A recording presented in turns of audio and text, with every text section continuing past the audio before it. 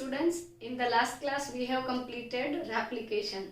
સ્વયંજનનની process જે છે replication છે એ કમ્પ્લીટ થયું and now we will begin with transcription. એટલે કે આજે આપણે પ્રત્યાંકન જે છે એના પર ડિસ્કશન કરીશું.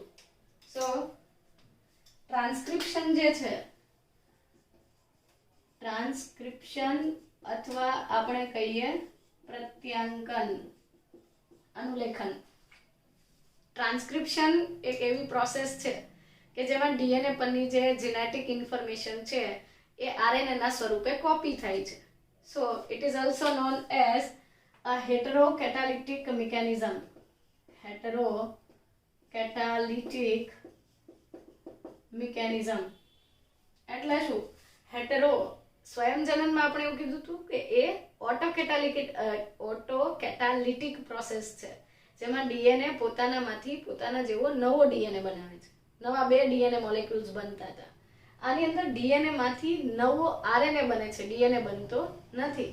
ડીએનએ ડબલ સ્ટ્રેન્ડેડ ડીએનએ માંથી 2 ડબલ સ્ટ્રેન્ડેડ ડીએનએ બનતા હતા. આમાં ડબલ સ્ટ્રેન્ડેડ ડીએનએ માંથી સિંગલ સ્ટ્રેન્ડેડ આરએનએ બનશે. સો transcription is a heterocatalytic process in which DNA gives information in the form of RNA segment. તો NCERT ની line પર આપણે જઈએ તો શું લખ્યું છે કે it is the transcription is the process of copying genetic information of DNA into RNA. मतलब કે DNA પરની જે જેનેટિક ઇન્ફોર્મેશન છે, જનીનિક માહિતી જે છે એને આરએનએ ના સ્વરૂપમાં કોપી કરવામાં આવે છે. મતલબ ડીએનએ માંથી આરએનએ બનવાની જે પ્રોસેસ છે એને આપણે પ્રત્યાંકન કહીએ છીએ. ઓકે, સો જે ટ્રાન્સક્રિપ્શનની મિકેનિઝમ છે એ ક્યાં થાય છે? સુકોષ કેન્દ્રીય સજીવોની અંદર ડીએનએ ક્યાં છે? સુકોષ કેન્દ્રીય સજીવોમાં ડીએનએ કોષના ન્યુક્લિયસમાં અથવા તો કોષ કેન્દ્રમાં છે. તો પ્રોસેસ ઓફ ટ્રાન્સક્રિપ્શન જે છે એ પણ કોષના કેન્દ્રમાં એટલે કે ન્યુક્લિયસમાં થાય છે. પણ પ્રોકેરિયોટ્સની અંદર કોષ કેન્દ્ર કે કોષ રસ બંને વચ્ચે બાઉન્ડ્રીઝ હોતી નથી. તો એની અંદર સાઇટોસોલમાં એટલે કે કોષ રસમાં જ થાય છે એવું કહી શકાય. તો ચાલો લખી દઈએ કે in case of prokaryotes the process of transcription occurs in cytosol. કોષના કોષરસીય આધારકમાં થાય. જ્યારે યુકેરિયોટ્સ આપણી પાસે તો સુવિકસિત કોષ કેન્દ્ર છે. સો in case of eukaryotes, the process will occur in nucleus or we can say nucleoplasm. કોષ કેન્દ્ર રસમાં થશે. Okay, now ટ્રાન્સક્રિપ્શનની પ્રોસેસ જે છે it will also follow the rule of complementarity. કોમ્પ્લિમેન્ટારિટી નો મતલબ છે અહીંયા પૂરકતા. મતલબ કે સ્વયંજનનની પ્રક્રિયામાં આપણે પૂરકતાનો સિદ્ધાંત ભણ્યા હતા કે આ એક કોમ્પ્લિમેન્ટરી એ છે તો એની સામે ટી, જી છે તો સી, જી ની સામે બીજો સી, ટી ની સામે એ. આવું અરેન્જમેન્ટ એટલે કોમ્પ્લિમેન્ટરી પૂરકતાનો સિદ્ધાંત. But the difference is DNA ની જેવું જ છે પણ ફરક એ છે કે અહીંયા એડેનિનની સામે યુરેસિલ બાઇન્ડ કરે છે, નોટ ધ થાઇમિન. આપણે ઘણા ટાઈમથી ડિસ્કસ કરી રહ્યા છીએ કે એડેનિન સાથે ડીએનએ હોય તો થાઇમિન જોડાય, પણ અહીંયા આરએનએ હોય ત્યારે યુરેસિલ જોડાય છે. આરએનએ ના બંધારણમાં થાઇમિન હોતું નથી. સો આ સિમ્પલ બાબતો થઈ ગઈ. ધેન ડીએનએની રેપ્લિકેશનની અને ટ્રાન્સક્રિપ્શન બંનેની કમ્પેરિઝન કરીએ તો રેપ્લિકેશન અને ટ્રાન્સક્રિપ્શન એકબીજાથી અલગ પડતી બાબતો છે. રેપ્લિકેશનની અંદર both strands of DNA will act as templates. એની અંદર બંને શૃંખલાઓ ટેમ્પલેટ તરીકે વર્તે છે અને બંનેમાંથી નવો ડીએનએ બને છે. આ રીતે આપણે એવું સમજતા હતા કે એક સાથે ડીએનએ ના અણુ બનવાની પ્રોસેસની અંદર એક સાથે 2 નવી શૃંખલાઓ બને છે અને આ રીતે જનીન દ્રવ્ય જે છે એની અંદર એક શૃંખલા પિતૃ ડીએનએ ની અને એક શૃંખલા નવી બનતી હતી. જ્યારે એટલે આની અંદર એકમાંથી 2 ડીએનએ બની જતા હતા. બીજી તરફ ટ્રાન્સક્રિપ્શનની પ્રોસેસ છે, રેપ્લિકેશન સંપૂર્ણપણે થાય ત્યારે આપણે એવું કહેતા હતા કે કોષના એસ તબક્કે, કોષ ચક્રમાં એસ તબક્કે ડીએનએ નું સ્વયંજનન થવાથી જેનેટિક મટીરિયલ સ્ટાર્ટિંગમાં આપણે ટ્વાઇસ સી નોંધ્યું હોય તો એન્ડિંગમાં 4C થાય છે, એટલે કે ડબલ થઈ જાય છે, બમણું થઈ જાય છે. જ્યારે ટ્રાન્સક્રિપ્શનમાં આવું કશું નથી થતું. આની અંદર સંપૂર્ણ જેટલો ડીએનએ 2.2 મીટર લાંબો ડીએનએ છે તો એ કમ્પ્લીટલી ડબલ થતો હતો. બંને શૃંખલા ભાગ લેતી હતી, બંને ટેમ્પલેટ તરીકે વર્તતી હતી અને સર્જાતો ડીએનએ નો અણુ પિતૃ જેવો જ હતો, એમાં કોઈ ફરક હતો નહીં. A T G C T A C G વગેરે ક્રમ એઝ ઇટ ઇઝ રહેતો હતો. જ્યારે ટ્રાન્સક્રિપ્શનની મિકેનિઝમ જે છે એમાં only a segment of DNA is transcribed. મતલબ કે કઈ આખો ડીએનએ એવું નથી થતું કે ટ્રાન્સક્રિપ્શનની પ્રોસેસમાં કઈ એવું નથી બની જતું કે આખું ડીએનએ જે છે એનું પ્રત્યાંકન થાય.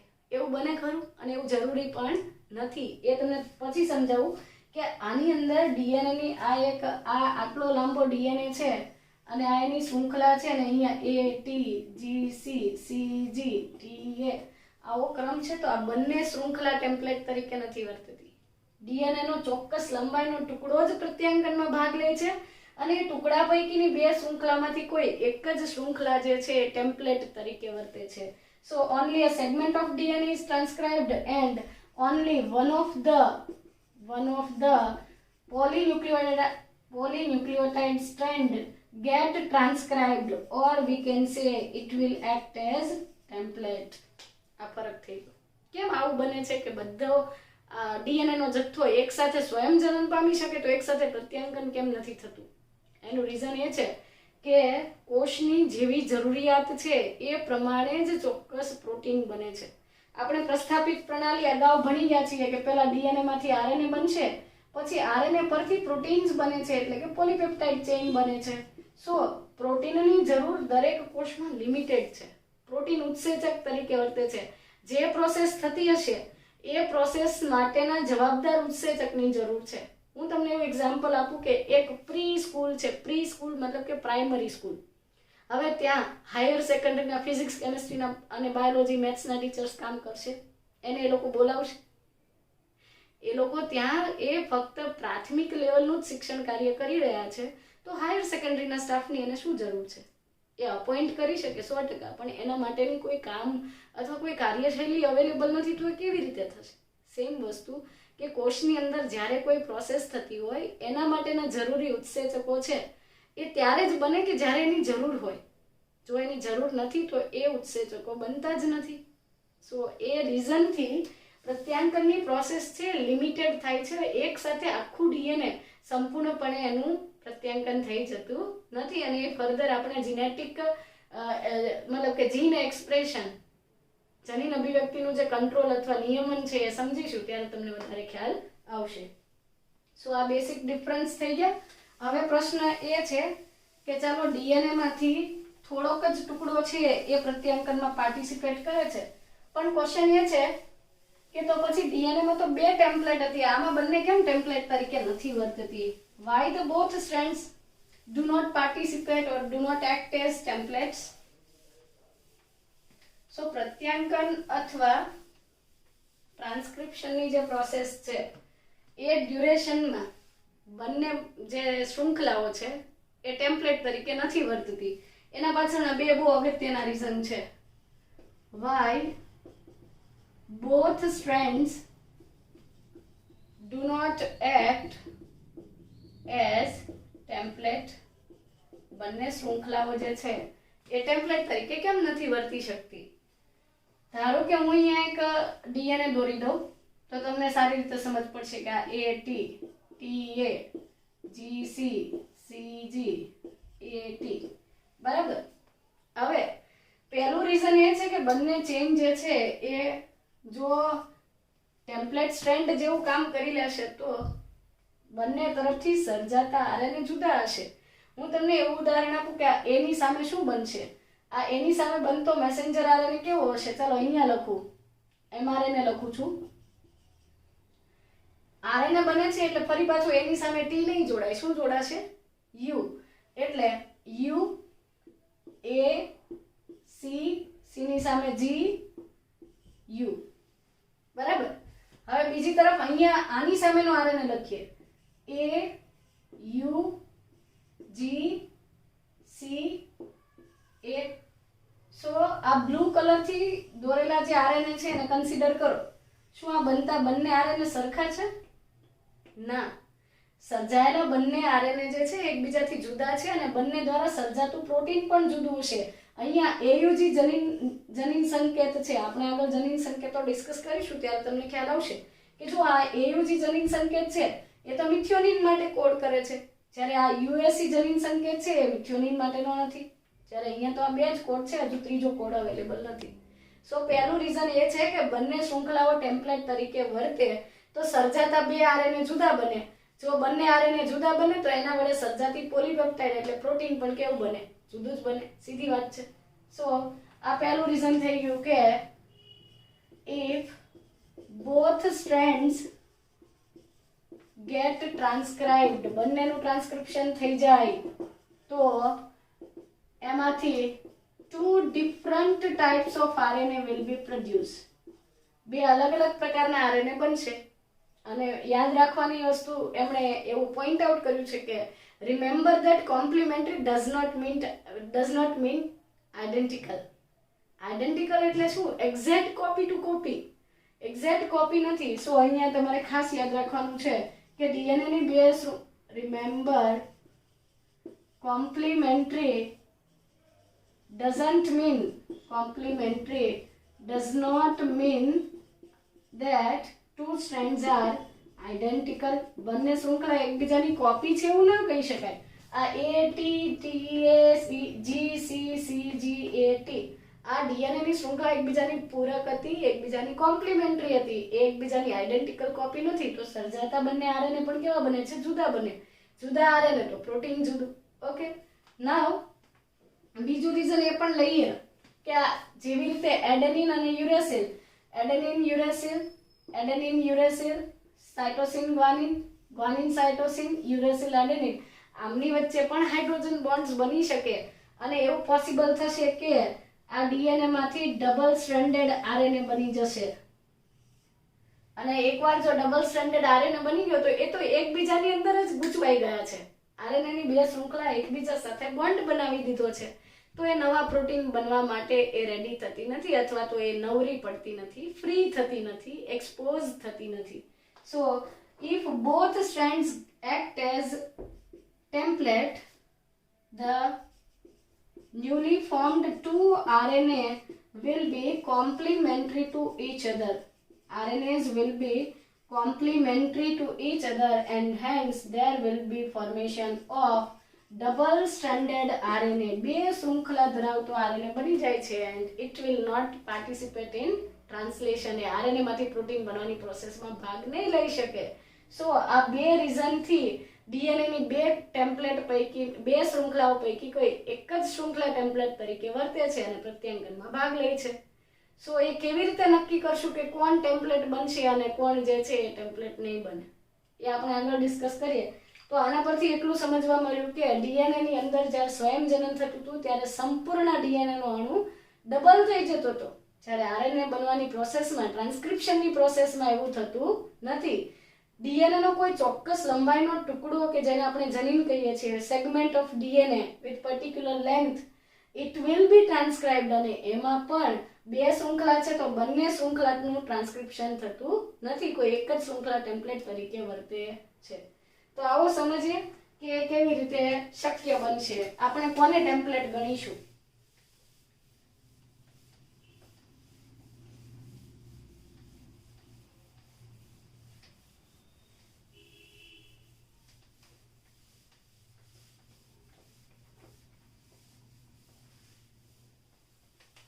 ઓકે, સો બે સ્ટ્રેન્ડ માંથી કોણ ટેમ્પલેટ બનશે એ સમજતા પહેલા આપણે એ સમજીએ કે ટ્રાન્સક્રિપ્શન યુનિટ શું હોય છે.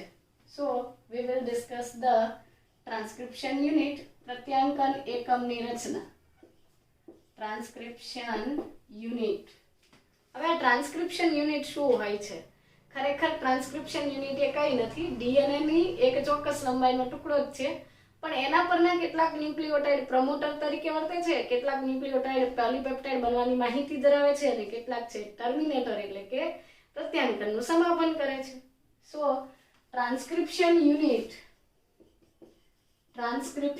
Unit in DNA is explained or it is defined by 3 structures. એને આપણે 3 રચનાઓથી ઇન્ડિકેટ કરીએ છીએ. પહેલી રચના છે પ્રમોટર. પ્રમોટર એટલે પ્રારંભક કે જ્યાંથી પ્રત્યાંકનની પ્રોસેસ સ્ટાર્ટ થવાની છે. બીજું છે સ્ટ્રક્ચરલ જીન્સ અથવા બંધારણીય જનીનો.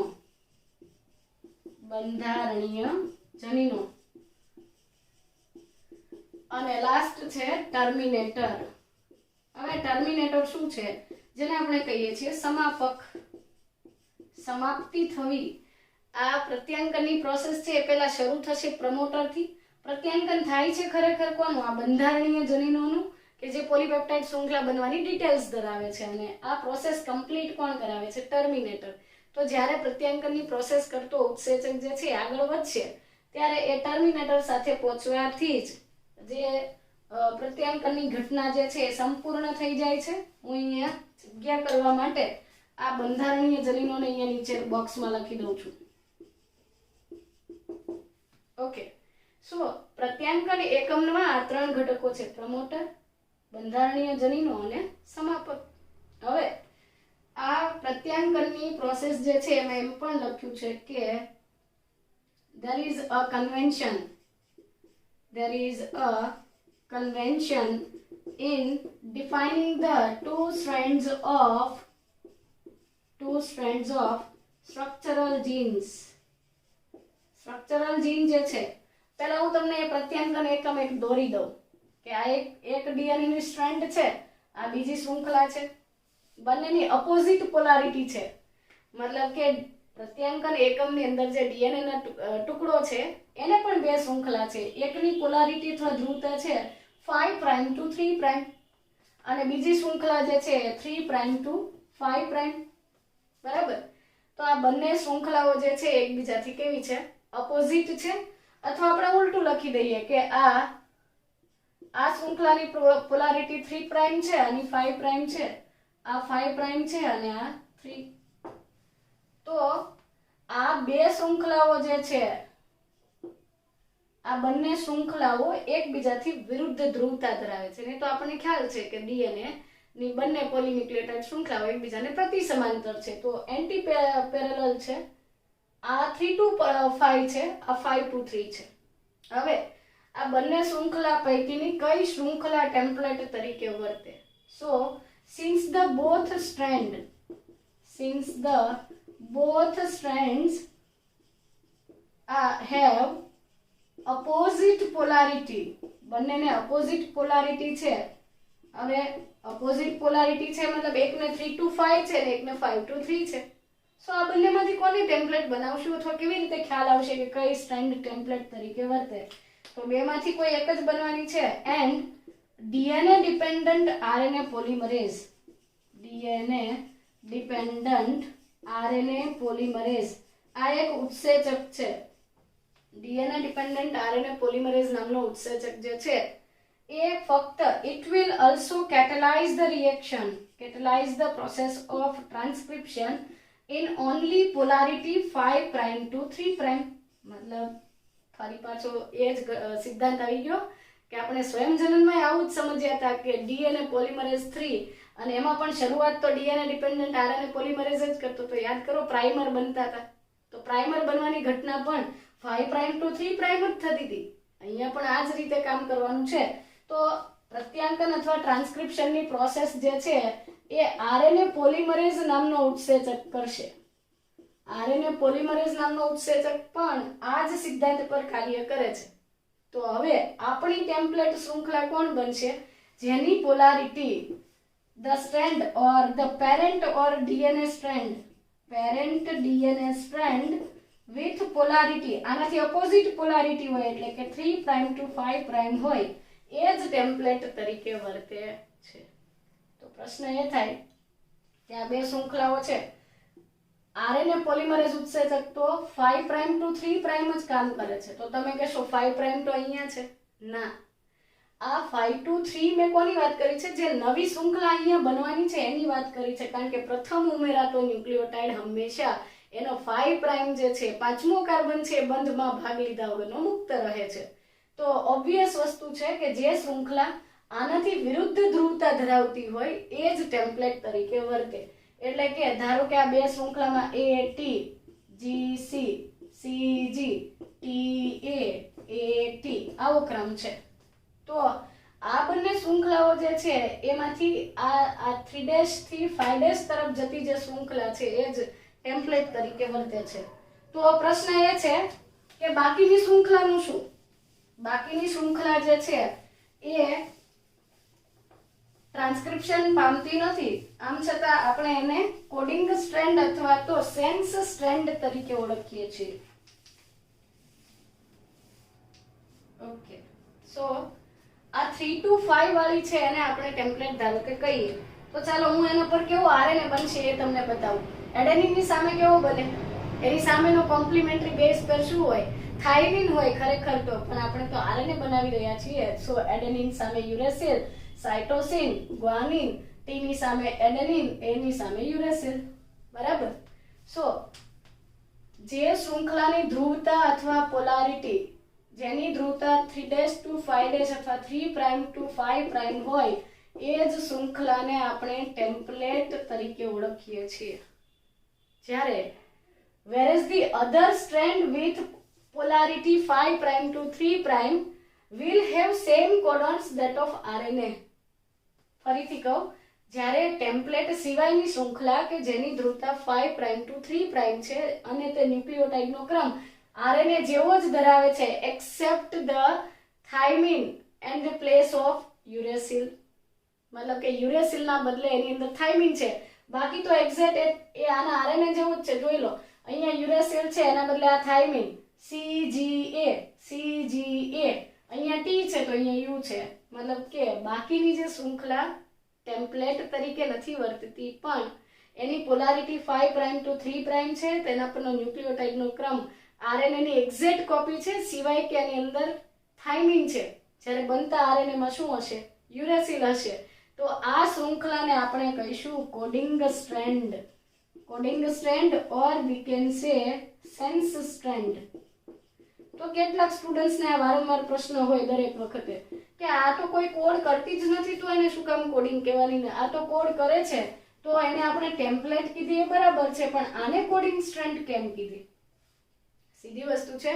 આને અહીંયા ધારો કે આ પ્રોસેસ ટ્રાન્સક્રિપ્શન થવાની પ્રોસેસ ચાલી રહી છે અને તમે મને પૂછો કે આમાંથી બનતો આરએનએ કેવો હશે, તો હવે મને દેખાતું નથી કે આ કેવો હશે, પણ હું તમને એવું કહી દઉં કે આ જે નીચેની સ્ટ્રેન્ડ છે ને એક્ઝેક્ટ કોડિંગ સ્ટ્રેન્ડ જેવો જ આરએનએ હશે. ફરક માત્ર એટલો કે કોડિંગ સ્ટ્રેન્ડમાં જ્યાં ટીઆરએનએ જ્યાં થાઇમિન એટલે કે ટી દેખાય છે ત્યાં તમે યુરેસિલ લગાવી લો. બસ આ સ્ટ્રેન્ડ પરથી આવો જ આરએનએ બનશે. સો તમે એનું પ્રિડિક્ટ કરી શકો છો. એને અગાઉથી તમે આના જેવો ક્રમ બનશે એવું કહી શકો, એટલા માટે એના માટે શબ્દ લીધો છે કોડિંગ સ્ટ્રેન્ડ. સો ફરીથી હું કોડિંગ સ્ટ્રેન્ડ જે છે અથવા સેન્સ સ્ટ્રેન્ડ જે છે એને ડિફાઇન કરી દઉં તો the strand with 5 prime to 3 prime polarity which has same nucleotide sequence that of nascent RNA. nascent RNA એટલે નવો સર્જાતો આરએનએ જે છે એના જેવો જ સિક્વન્સ છે except the thymine at the place of uracil.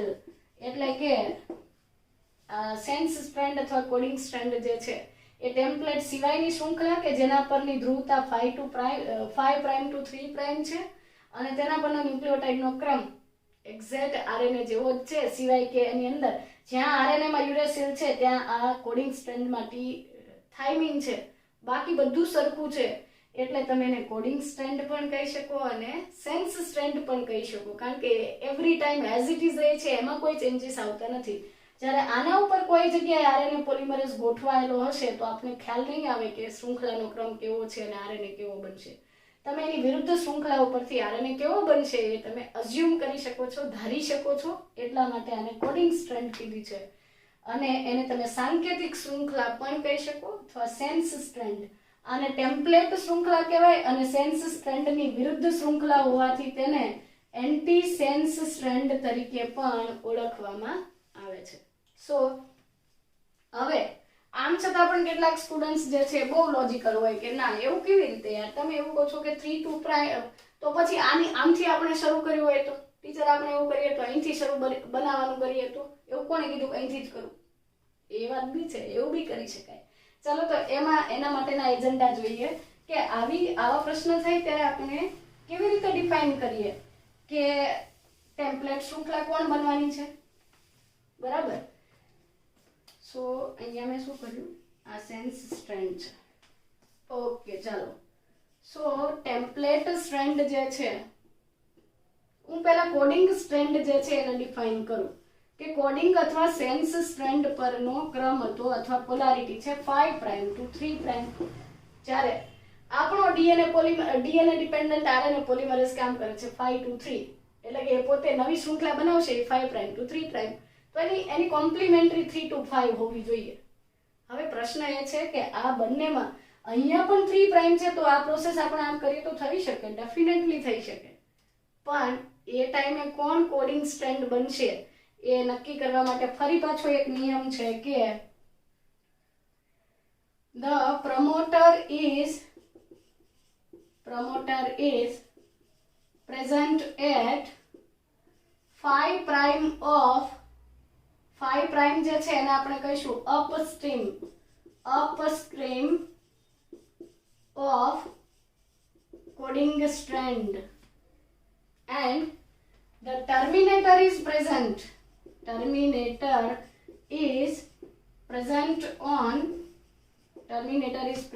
on 3 prime, or we can say the downstream.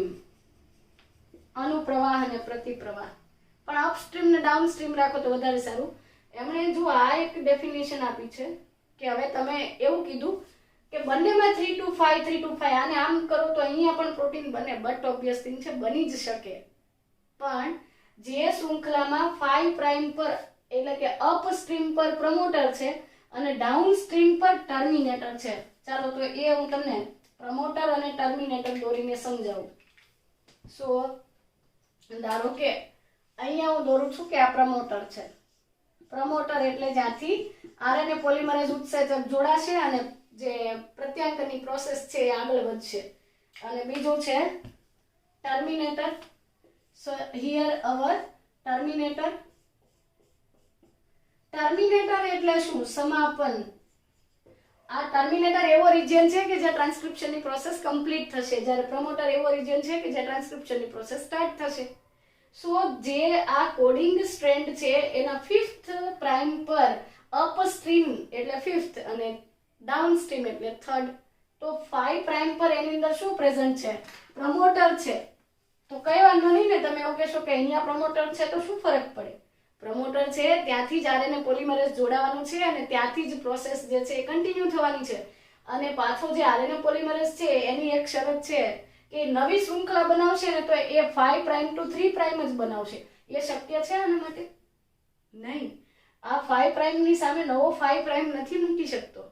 એટલા માટે જે શૃંખલાના ડાઉનસ્ટ્રીમ પર એટલે કે 3 પ્રાઇમ પર પ્રમોટર આવેલું હોય એ જ શૃંખલા ટેમ્પલેટ તરીકે વર્તે અને ત્યાંથી જ આરએનએ પોલિમરેઝ ઉત્સેચક જોડાય અને નવી સ્ટ્રેન્ડ 5 પ્રાઇમ ટુ 3 પ્રાઇમની ડિરેક્શનમાં આગળ વધારે છે.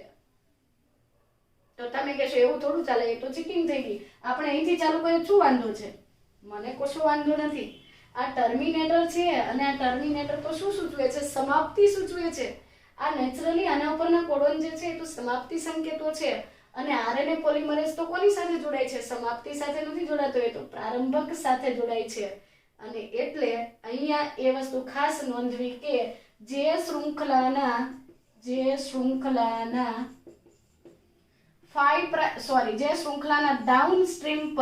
ડાઉનસ્ટ્રીમ એટલે કે 3 પ્રાઇમ પર પ્રમોટર હોય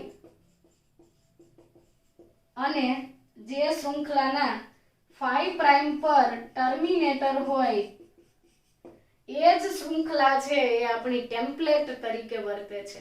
કારણ કે 3 પ્રાઇમ પર એટલે કે ડાઉનસ્ટ્રીમ પર પ્રમોટર હશે તો ત્યાંથી જે પ્રત્યાંગની પ્રોસેસ જે છે ચાલુ કરવા માટે આરએનએ પોલિમરેઝ જોડાય છે. આરએનએ પોલિમરેઝ હંમેશા પ્રમોટર સ્થાને જોડાય છે અને એ 5 પ્રાઇમ ટુ 3 પ્રાઇમ નવી શૃંખલા બનાવે. હવે સર્જાત એની શરત એ છે કે નવો ન્યુક્લિયોટાઇડ 5 પ્રાઇમ જ ઉમેરે, 3 પ્રાઇમ ઉમેરી શકતો નથી. તો ઓબ્વિયસ વસ્તુ છે કે 5 પ્રાઇમ નો કોમ્પ્લિમેન્ટરી સામે 3 પ્રાઇમ હોવો જોઈએ. બરાબર છે. તો આ રીતે જે શૃંખલાના થર્ડ અથવા ડાઉન સ્ટ્રીમ પર પ્રમોટર હોય અને અપ સ્ટ્રીમ પર ટર્મિનેટર હોય એ શૃંખલા આપણી ટેમ્પલેટ શૃંખલા બને છે. અને એના સિવાયની શૃંખલા કે જેના અપ સ્ટ્રીમ પર પ્રમોટર અને ડાઉન સ્ટ્રીમ પર ટર્મિનેટર હોય that will be our coding strand or our sense strand, whereas the polarity with 3 prime to 5 prime will be our antisense or template. તો આ રીતે આપણે ટેમ્પલેટ નક્કી કરી કે ડીએનએ માંથી આરએનએ બનવાની જે પ્રોસેસ ચાલી રહી છે તો એની અંદર કઈ શૃંખલા જે છે એ ટેમ્પલેટ તરીકે વર્તે છે તો એના માટેના નિયમો થઈ ગયા.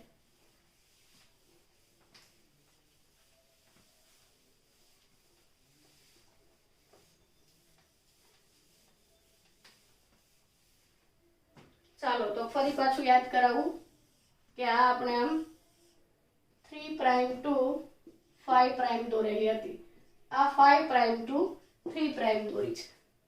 ફરી પાછું આને હું ઉલટાવી દઉં અને તમને એક પ્રશ્ન પૂછું તો તમને ખ્યાલ આવશે કે આપણે કેટલે સુધી સમજ પડી. અહીંયા છે 5 પ્રાઇમ ટુ 3 પ્રાઇમ, અહીંયા છે 3 પ્રાઇમ ટુ 5 પ્રાઇમ. બરાબર. અને હું અહીંયા દોરી દઉં છું, વેરી સોરી, આ રેડ કલર થી દોરેલો જે રેડ ઝોન છે that is terminator. અને ગ્રીન પેન થી દોરી દો કારણ કે લાસ્ટ ડાયાગ્રામમાં મેં ગ્રીન પેન યુઝ કરી હતી એટલે તમે એ સારી રીતે જોઈ શકશો. and this is our promoter. આ પ્રમોટર અને ટર્મિનેટર ની વચ્ચેનો જે ભાગ છે that is known as our structural gene. બંધારણીય જનીનો છે. હવે બતાવો કે ઉપરની શૃંખલા છે ટેમ્પલેટ છે કે નીચેની શૃંખલા ટેમ્પલેટ છે? ઉપરની હશે અથવા નીચેની? તમે કહેશો લાસ્ટ વખતે ઉપરની હતી તો આ વખતે નીચેની હશે. ના, આ વખતે પણ ઉપરની જે સ્ટ્રેન્ડ છે એ જ ટેમ્પલેટ છે. જુઓ, પહેલા હું તમને એના ક્રાઇટેરિયા અહીંયા લખી દઉં અને તમે ખાસ નોટ ડાઉન કરજો કે ટેમ્પલેટ અને કોડિંગ સ્ટ્રેન્ડ જે છે અથવા સેન્સ સ્ટ્રેન્ડ જે છે એના માટેના નિયમો શું. સો ટેમ્પલેટ તરીકે વર્તતી શૃંખલા those which have polarity 3 prime to 5 prime polarity. Okay, એ તો બંને વખતે બદલાઈ શકશે. એટલે આ શૃંખલામાં 5' to 3' આમ છે, અહીંયા 5' to 3' આમ છે. એ ઓલ્ટરનેટ તમે અહીંથી કાઉન્ટ કરું હું તો આ 3 to 5 થઈને અહીંથી કાઉન્ટ કરું તો આ પણ 3 to 5 થઈ. એટલે પોલારિટી પર પછી જઈએ. બીજો એજન્ડા આપણે શું લીધો તો, બીજો નિયમ શું લીધો તો કે ટેમ્પલેટ તરીકે વર્તતી શૃંખલાના 3 પ્રાઇમ એટલે કે ડાઉન સ્ટ્રીમ પર પ્રમોટર રિજિયન અથવા પ્રમોટર સિક્વન્સ હોય અને તેના અપસ્ટ્રીમ પર ટર્મિનેટર હોય. અને અગત્યની વસ્તુ એ છે કે આરએનએ પોલિમરેઝ તો 5 પ્રાઇમ ટુ 3 પ્રાઇમ જ કામ કરશે અને એ તો ઓલવેઝ પ્રમોટર સાથે જ જોડાશે. એ કઈ ટર્મિનેટર સાથે જોડાતો નથી. ટર્મિનેટરને જોઈને તો એ ભાગી જાય છે, આરએનએ બનવાની પ્રોસેસને મૂકીને છોડીને જતો રહે છે અને ત્યાં જ આરએનએ ની પ્રોસેસ જે છે ટ્રાન્સક્રિપ્શનની પ્રોસેસ કમ્પ્લીટ થાય છે. સો આ પહેલો નિયમ. હવે આનું ઓપોઝિટ લખીએ કે કોડિંગ સ્ટ્રેન્ડ અથવા સેન્સ સ્ટ્રેન્ડ જે છે it will have 5 prime to 3 prime polarity. It will have promoter at upstream or we can say 5 prime per promoter હશે and terminator on downstream or we can say 3 prime. આ નિયમો છે. ચાલો હવે આ બે શૃંખલામાંથી આ 5 પ્રાઇમ ઉપર તો અહીંયા શું છે, ટર્મિનેટર છે, અને આના 3 પ્રાઇમ પર શું છે, ટર્મિનેટર. જ્યાં ટર્મિનેટર છે ત્યાંથી પ્રોસેસ ચાલુ થવાની નથી. એટલે આપણે અહીંયા જરાક પણ કન્ફ્યુઝ થયા વગર ડાયરેક્ટ ક્યાં જશું, જ્યાં પ્રમોટર છે ત્યાં. હવે પ્રમોટર જે શૃંખલાના ડાઉનસ્ટ્રીમ પર પ્રમોટર હોય, જે શૃંખલાના ડાઉનસ્ટ્રીમ પર પ્રમોટર હોય એ શૃંખલા કેવી બને છે, આપણી ટેમ્પલેટ બને છે. અને જે શૃંખલાના અપસ્ટ્રીમ પર પ્રમોટર હોય that will become our coding strand. તો આ શૃંખલા જે પહેલી ઉપરની શૃંખલા છે એના ડાઉનસ્ટ્રીમ પર પ્રમોટર ગોઠવાયેલું હોવાથી that will become our template strand બની ગઈ. બાકીની શૃંખલા કે જેની પોલારિટી આમ જોતા તમને 3 to 5 લાગે છે, પણ તમારે એ પોલારિટી વાંચવાની છે ક્યાંથી, પ્રમોટરથી. જેના 5 પ્રાઇમ એટલે કે આની અંદર તો અપસ્ટ્રીમ પર પ્રમોટર છે અને ડાઉનસ્ટ્રીમ પર ટર્મિનેટર છે. તો ફરી પાછું આરએનએ પોલિમરેઝ જે જગ્યાએ પ્રમોટર હોય ત્યાં જોડાય, જે જગ્યાએ 3 પ્રાઇમ હોય ત્યાં જોડાય છે, તો અહીંયા જોડાઈ શકતો નથી. અને એટલે નીચેની સ્ટ્રેન્ડ જે છે એ આપણી કોડિંગ શૃંખલા અથવા આપણી સાંકેતિક શૃંખલા અથવા આપણી સેન્સ સ્ટ્રેન્ડ બને છે, જ્યારે ઉપરની શૃંખલાને આપણે એન્ટી સેન્સ સ્ટ્રેન્ડ તરીકે ઓળખીશું અથવા એને ટેમ્પલેટ કહીશું. સો આ થઈ ગયું ટેમ્પલેટ તરીકે વર્તવા માટેના જરૂરી ગુણવત્તા અથવા તો નિયમો. હવે બીજી વસ્તુ એ છે કે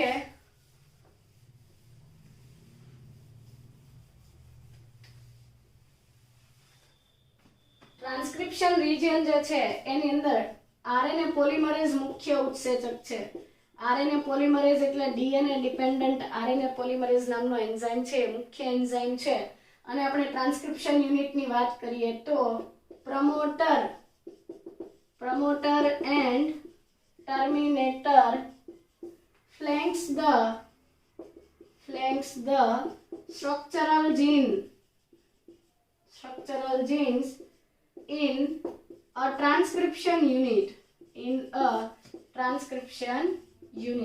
એક ટ્રાન્સક્રિપ્શન યુનિટની અંદર ફ્લેંક મતલબ કે આ સ્ટ્રક્ચરલ જનીન જે છે, બંધારણીય જનીન છે, એના બંને છેડે, એક છેડે ટર્મિનેટર છે અને એક છેડે પ્રમોટર છે, આ વચ્ચે બંધારણીય જનીનો ગોઠવાય છે અને આ રીતે પ્રત્યાંકન એકમની રચના થાય છે. આ રીતે બનતું જે ટ્રાન્સક્રિપ્શન યુનિટ છે એની અંદર પ્રમોટર, બંધારણીય જનીન અને ટર્મિનેટર હોય છે. એના પરથી આપણે બે શૃંખલાઓ જોઈ કે એક કોડિંગ સ્ટ્રેન્ડ હતી કે જેના અપસ્ટ્રીમ પર પ્રમોટર હતું અને ડાઉનસ્ટ્રીમ પર ટર્મિનેટર હતું. તો એ પ્રત્યાંકનમાં ભાગ લઈ શકતી નથી, પણ કેવો આરએનએ બને છે એની એક્ઝેક્ટ કોપી બતાવી શકે કે જે જગ્યાએ થાઇમિન છે એના બદલે યુરેસિલ લખી દો એટલે સર્જાતો આરએનએ આવો જ હશે એવું કહી શકાય. સો એ ખાસ યાદ રાખજો. તમને એવો પ્રશ્ન પૂછી શકે કે ધારો કે કોઈક સેન્સ સ્ટ્રેન્ડ પરનો ન્યુક્લિયોટાઇડનો ક્રમ આપી દીધો છે ATGCGATA, તો એમાંથી બનતો આરએનએ શોધો.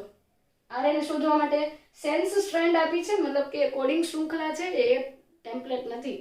તો જ્યાં જ્યાં તમારે થાઇમિન છે એ રિમૂવ કરી અને અહીંયા ખાલી યુરેસિલ લગાવી દો, એટલે એ તમારી સેન્સ સ્ટ્રેન્ડ બની ગઈ, આરએનએ બની ગયો. તો આ રીતના પ્રશ્ન પૂછાય. બરાબર? ઓકે, ચાલો હવે આગળ આપણે નવો ટોપિક અથવા તો એના વિશે વધારે ડિટેલ્સ જોઈએ. તો એકવાર આ ટ્રાન્સક્રિપ્શન યુનિટ ઉપર આરએનએ પોલિમરેઝ ઉત્સેચક ગોઠવાય છે એટલે તરત જ પ્રત્યાંકનની પ્રોસેસ ચાલુ થાય છે. પણ આરએનએ પોલિમરેઝને ખબર કેમ પડે કે મારે અહીંયા કેવી રીતે ગોઠવાવું અથવા અહીંયા કેવી રીતે ગોઠવાવું? તો ચાલો એ પણ કહી દઉં કે પ્રમોટરની પહેલાના પ્રમોટર રિજિયન જે છે એની પહેલા યુકેરિયોટ્સ અને પ્રોકેરિયોટ જે છે, પ્રોકેરિયોટિક ઓર્ગેનિઝમ્સ જે છે, પ્રોકેરિયોટિક ઓર્ગેનિઝમ્સ ની અંદર before 10 base pairs from promoter there will be 6 base pairs having TA AT. એટલે કે આદિકોષ કેન્દ્રીય સજીવોની અંદર જે જગ્યાએથી પ્રત્યાંકન ચાલુ કરવાનું છે એ જગ્યા એટલે પ્રમોટર. પ્રમોટર ક્યાં હશે? આ 3 પ્રાઇમ પર જે છે પ્રમોટર છે, પણ એની પહેલાના 10 ન્યુક્લિયોટાઇડ અને એ 10 ન્યુક્લિયોટાઇડ પહેલા એક શૃંખલા આવી જાય. તો તમે કહેશો કે એવું કેવી રીતે ખબર પડે? ફરી તમને યાદ કરાવું કે આ ડીએનએ નો ટુકડો છે અને એ ખૂબ લાંબુ ડીએનએ છે. ધારો કે હું આટલા ડીએનએ નું પ્રત્યાંકન કરી રહી છું અને ધારો કે આ ડાર્ક બ્લેક કર્યું છે એ મારું પ્રમોટર છે, તો આ પ્રમોટર પહેલાનો 1 2 3 4 5 6 7 8 આવી રીતે 10 બેઝ પેરની પહેલા TA TA AT આવો એક ક્રમ છે અને આ TA TA AT જે છે એને કહેવાય છે પ્રિબનોવ બોક્સ.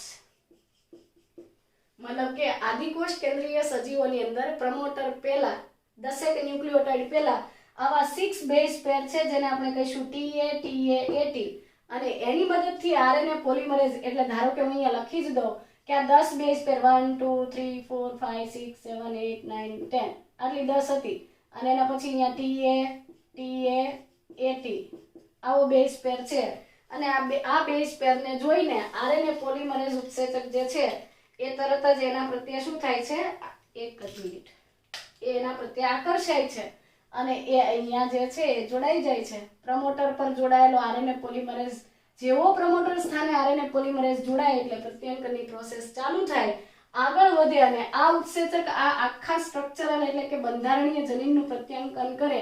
એની સામે યુ, ટીની સામે એ, જીની સામે સી એમ પૂરકતાના નિયમને અનુસરીને પ્રત્યાંકનની ક્રિયા આગળ વધે અને જ્યારે ટર્મિનેટરની નજીક પહોંચે છે ત્યારે ટર્મિનેટરને જોઈને જ આરએનએ પોલિમરેઝ ઉત્સેચક છે એ જતો રહે છે, એ છૂટો પડી જાય છે. આરએનએ પોલિમરેઝ છૂટો પડે છે એટલે પ્રત્યાંકન પૂરું થઈ જાય છે અને નવી બનેલી આરએનએની શૃંખલા છે એ પણ છૂટી પડી જાય છે અને તે પ્રોટીન સંશ્લેષણ માટે નવી પ્રક્રિયામાં ભાગ લેશે. આ રીતે પ્રત્યાંકનની પ્રોસેસ થાય છે. કોની વાત કરી? પ્રોકેરિયોટ્સની અંદર પ્રિબનોવ બોક્સ હતું એટલે એને ખબર પડી કે મારે અહીંયા જોડાવાનું. હવે વાત કરીએ કે આપણું શું, આપણું ઇન ધ સેન્સ યુકેરિયોટ્સના કેસમાં શું, in case of eukaryotic organisms, eukaryotic અથવા સુકોષ કેન્દ્રીય સજીવો જે છે એમની અંદર before 20 base pairs from પ્રમોટરની પહેલાના 20 બેઝ પેર્સ જે છે ત્યાં એક શૃંખલા આવેલી છે ને એના ઉપર આવો ક્રમ નથી, એની ઉપર ક્રમ છે TA TA TA T, એટલે કે 1 2 3 4 5 6 7 આમાં 6 બેઝ પેર્સ હતી, આની અંદર 7 બેઝ પેર્સ છે. આમાં બે ઓપ્શન છે, કોઈકની અંદર TA TA AT હશે, sorry TA TA TA T અને કોઈકની અંદર TA TA A આ 4 એડિનાઇલ હશે. આની અંદર 6 બેઝ પેર્સ હતી, આમાં 7 base pair. Before 10 base pair of promoter, આમાં before 20 base pair from promoter. એટલે આ પ્રમોટર ધારી લો આને તો આનાથી ધારો કે આ 20 ન્યુક્લિયોટાઇડ છે એની પહેલા આ શૃંખલા હશે, અહીંયા આવો ક્રમ હશે કે TA TA TA T આવો ક્રમ હશે. આ જે ક્રમ છે એ ક્રમને આપણે કહીશું હોગનેસ બોક્સ, હોગનેસ બોક્સ અથવા ટાટા બોક્સ બંને કહેવાય છે. હોગનેસ બોક્સ પણ કહેવાય અને ટાટા બોક્સ પણ કહેવાય. આટલું બધું બહુ ડિટેલમાં યાદ ના રાખો તો એટલું યાદ રાખવાનું કે પ્રત્યાંકનની પ્રક્રિયા ટેમ્પલેટ શૃંખલાના પ્રમોટરથી થાય છે. ટેમ્પલેટ શૃંખલા કે જેની અંદર ત્રીજા કાર્બન પર એટલે કે 3rd પ્રાઇમ પર પ્રમોટર હોય ત્યાંથી આરએનએ પોલિમરેઝ જોડાય છે અને આરએનએ પોલિમરેઝને જોડાવા માટે ટાટા બોક્સ અથવા TA TA બોક્સ, પ્રિબનોવ બોક્સ કે હોગનેસ બોક્સ જે છે મદદ કરે છે. આ પ્રિબનોવ બોક્સ કે હોગનેસ બોક્સ પ્રત્યાંકનમાં ભાગ નથી લેતા, એ ફક્ત આરએનએ પોલિમરેઝ ઉત્સેચકને ગ્રહણ કરવામાં, આકર્ષવામાં ભાગ ભજવે છે અને બસ એ પ્રમોટરની પહેલાના ન્યુક્લિયોટાઇડ છે કે જે પ્રત્યાંકનની પ્રક્રિયાને શરૂ કરવામાં આપણી મદદ એટલે કે આરએનએ પોલિમરેઝ ઉત્સેચક જે છે એની હેલ્પ કરે છે અને એકવાર પ્રત્યાંકનની પ્રક્રિયા શરૂ થાય છે એટલે આરએનએ પોલિમરેઝ ઉત્સેચક જે છે બંધારણીય જનીનોનું પ્રત્યાંકન કરી દે છે. જેવું ટર્મિનેટર આવે છે એટલે તરત જ આરએનએ પોલિમરેઝ ત્યાંથી નીકળી જાય છે, એ છૂટો પડી જાય છે અને એની સાથે પ્રત્યાંકનની ઘટના પૂરી થઈ જાય છે. ચાલો તો ફરી પાછું યાદ કરાવું કે ટેમ્પલેટ તરીકે વર્તતી શૃંખલાના 3 પ્રાઇમ પર પ્રમોટર હોય અને 5 પ્રાઇમ પર ટર્મિનેટર હોય અને આદિકોષ કેન્દ્રીય સજીવો અને સુકોષ કેન્દ્રીય સજીવોની અંદર આદિકોષ કેન્દ્રીયમાં TA TA AT, સુકોષ કેન્દ્રીયની અંદર TA TA TA T. આની અંદર 6 બેઝ પેર્સ હતી, આની અંદર 7 બેઝ પેર હતી, આની સિવાય TA TA AAA. આ પ્રિબનોવ બોક્સ હતું, આ હોગનેસ બોક્સ અથવા ટાટા બોક્સની મદદથી પ્રમોટરની સપાટી પર, એટલે કે ચાલો આ 3 પ્રાઇમ, આ પ્રમોટર, આ 5 પ્રાઇમ, આ 3 પ્રાઇમ, આ 5 પ્રાઇમ. તો આ 3 to 5 જે છે, અહીંયા હું દોરી દઉં કે આ ટર્મિનેટર છે, તો સીધી વસ્તુ થઈ ગઈ. જેના 3 પ્રાઇમ પર પ્રમોટર હોય એને જ આપણે ટેમ્પલેટ કહીએ. અને એના પ્રમોટરની પહેલાના 10 ન્યુક્લિયોટાઇડ છોડીને એની અંદર જો ટાટા બોક્સ હોય એટલે કે અથવા હોગનેસ બોક્સ હોય TA TA TA T, તો આપણો સુકોષ કેન્દ્રીય RNA થઈ ગયો. અને આ ક્રમને જોઈને, આ ક્રમને અનુસરીને RNA પોલિમરેઝ ઉત્સેચક જે છે, RNA પોલિમરેઝ ઉત્સેચક એ પ્રમોટર સ્થાને જોડાય છે. પ્રમોટર સ્થાને જોડાય અને તે બંધારણીય જનીનોનું પ્રત્યાંકન કરે છે. કેવી રીતે? એડેનિનની સામે યુરેસિલ, થાઇમિનની સામે એડેનિન, ગ્વાનિનની સામે સાઇટોસિન. આ રીતે બંધારણીય જનીનનું એ પ્રત્યાંકન કરતો કરતો ટર્મિનેટર પર પહોંચે એટલે તરત જ ત્યાંથી RNA પોલિમરેઝ ઉત્સેચક નીકળી જાય છે. એની સાથે સાથે નવો સર્જાયેલો મેસેન્જર RNA અથવા rRNA કે tRNA જે પણ છે છૂટો પડે છે. આ રીતે પ્રત્યાંકન પૂરું થાય છે. સો ટર્મિનેટર જે છે એને સમાપ્તિ સ્થાન અથવા સમાપન ક્રમ કહેવામાં આવે છે. આદિકોષ કેન્દ્રીય જે છે એની અંદર આ TA TA બોક્સ જે છે એને આપણે શું કીધું હતું? પ્રિબનોવ બોક્સ કીધું હતું. અને સુકોષ કેન્દ્રીયની અંદર આપણે એને હોગનેસ બોક્સ અથવા TA TA બોક્સ તરીકે પણ ઓળખીએ છીએ. સુકોષ કેન્દ્રીયની અંદર એ પ્રમોટરની પહેલાના 20 બેઝ પેર પહેલા આવે છે અને આદિકોષ કેન્દ્રીયની અંદર એ 10 પ્રમોટરની પહેલાના 10 બેઝ પેર અગાઉ જોવા મળે છે. આમાં 6 બેઝ પેર હોય, આમાં 7 બેઝ પેર હોય. તો એક ખાસ વસ્તુ યાદ રાખવાની તો એ જ છે કે ખાલી ટેમ્પલેટ તરીકે વર્તતી શૃંખલાના 3 પ્રાઇમ પર પ્રમોટર ને 5 પ્રાઇમ પર ટર્મિનેટર હોય. બસ એ ઓળખાઈ ગયું. ત્યાર પછી ટાટા બોક્સ કે પ્રિબનોવ બોક્સ થી RNA પોલિમરેઝ જે છે પ્રમોટર સ્થાને જોડાય. એકવાર જોડાઈ ગયો એટલે પ્રત્યાંકન પૂરું થશે જ. ટર્મિનેટર અથવા તો સમાપન પર પહોંચે એટલે છૂટો પડે.